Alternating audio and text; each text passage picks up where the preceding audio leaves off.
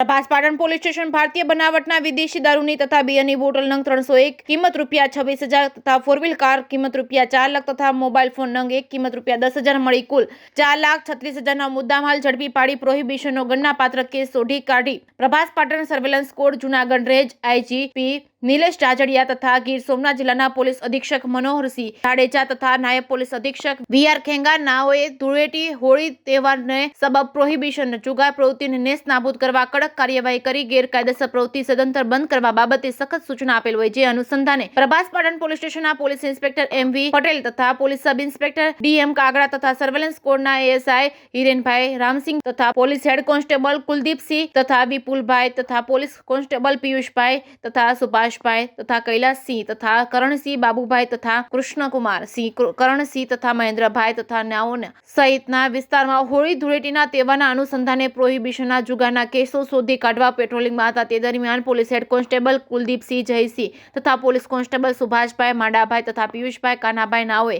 સંયુક્ત રાહે બાતમી હકીકત મળેલ કે એક કોફી કલરની મારુતિ